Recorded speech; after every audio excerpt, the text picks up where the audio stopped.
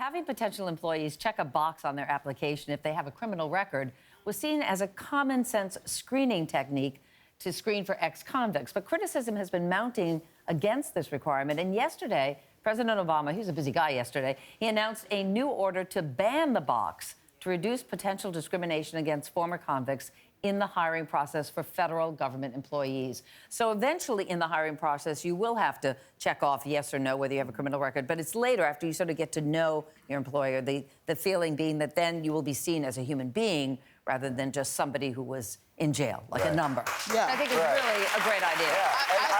I was real confused about this also. You know, when I first heard about this, I'm like, of course I want them to check the box. But then, no, if you're an employer, you're going to research them. You're going to vet them out. So this is just to get them in the door so they can explain themselves. Because there's so many people out there, college students that went to jail for a misdemeanor, whatever it is, and then all of a sudden they're 42 years old with 2 children trying to support them, and they can't get a job or in the door. It brings up to your point, like everyone deserves a second chance, particularly in some crimes that don't warrant the punishment, nonviolent crimes. And we were talking about this earlier this morning.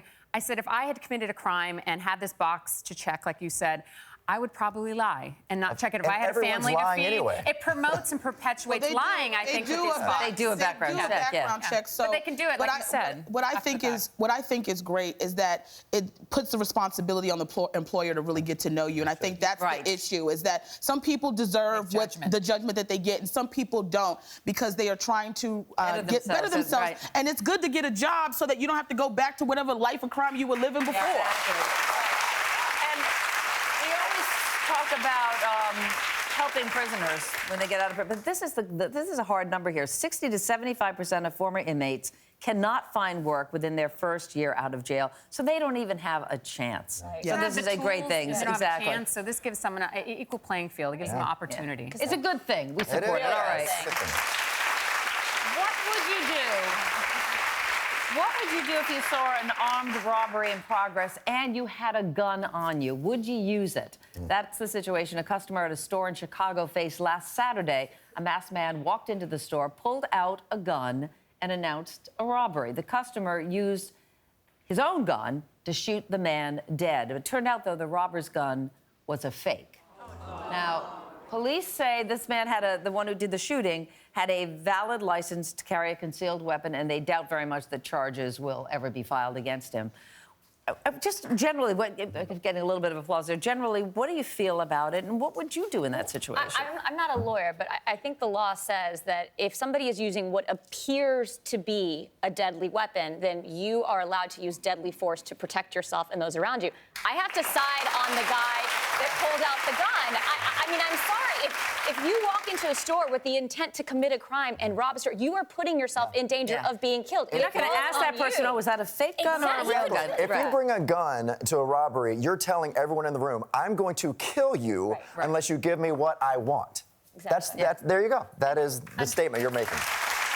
I mean, this is an instance where this person had a concealed weapon. They obviously knew how to use it, the person who defended, you know, the store. I said, we were talking about it earlier with, what if our kids were there? What if our family was there? You know, you want to protect your family and protect you first. Your life comes first. No matter, even, it's his mistake for bringing that plastic gun in there. It's his wrong. It's on him. It's not on the person. Well, the robber's stepson said, well, he could have shot to just wound him. That's what I always think, though, right? When you shoot someone, like, but you're not thinking. No, like, I'm not going to give you a way to think how and difficult it would be to be in a situation like that and have. I mean, how you would. I don't know if I could. That's not going through your head. Oh, I'll shoot him in the leg to wound him. What if you shoot him in the leg and then they shoot the person they're pointing the gun at? You never know what's going to happen. What did you I agree with all of that. No, yeah. Because that was a point that I was going to make. You're right. Absolutely. Okay. Switching gears once again, if you work for Amazon and you're about to have a baby, your benefits just got a lot better. Amazon has announced a new rule giving parental leave to include dads, which they had not done before. I think it's 20 weeks total for moms and 6 weeks for dads, which is pretty great. Well, how many weeks does the nanny get? I have to say, this is, as we all know... Amazon's been in some hot water recently. Yeah. No, but if you're a parent, parenting's 50-50.